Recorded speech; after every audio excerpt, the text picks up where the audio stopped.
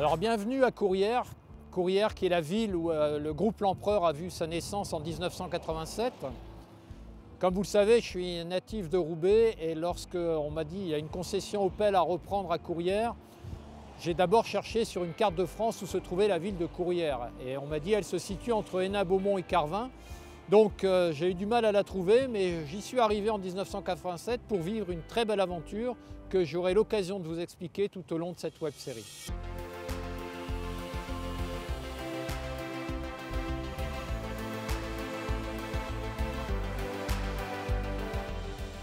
Voilà, nous sommes en 2022.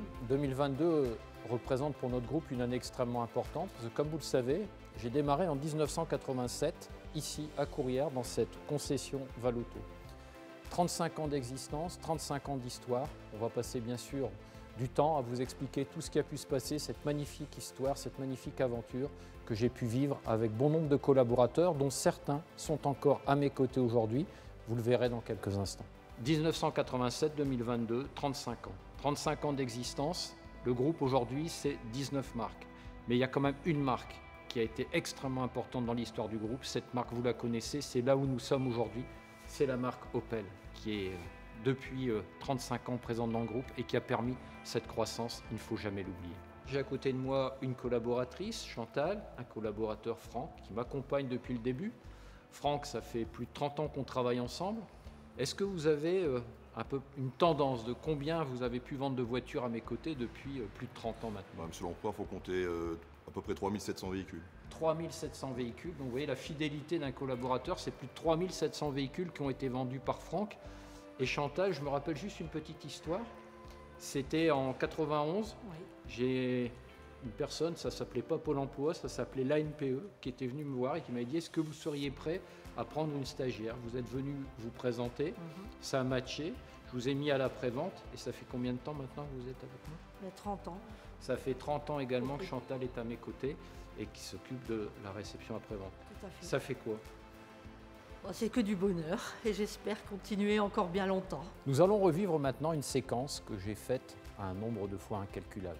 C'est-à-dire me diriger du hall véhicule neuf vers le véhicule d'occasion et me diriger vers mon bureau. Vous imaginez le nombre de fois où j'ai pu faire ce passage entre les deux sites parce que mon bureau principal se trouvait ici. Je vous propose d'ailleurs de le redécouvrir. Accompagnez-moi. Alors il n'y a plus mon nom, mais il y a encore marqué direction sur la porte de ce bureau. L'endroit où effectivement j'ai pris un nombre important de décisions parce que toute la stratégie du groupe, la croissance du groupe, toutes les réflexions que j'ai pu mener, je les faisais d'ici, de ce bureau qui existe encore aujourd'hui. Alors, tout à l'heure, en arrivant dans cette concession, j'ai retrouvé ce cadre qui dit « General Motors France Automobile décerne le titre de Team Leader à l'équipe de Courrières ». C'était en avril 91. Et petite anecdote, regardez déjà ce qui était noté. Opel voiture propre. C'est-à-dire que déjà en 91, on était dans la stratégie d'aujourd'hui, c'est-à-dire avoir des véhicules de plus en plus performants, mais de moins en moins polluants. Opel voiture propre, c'était notre slogan des années 90.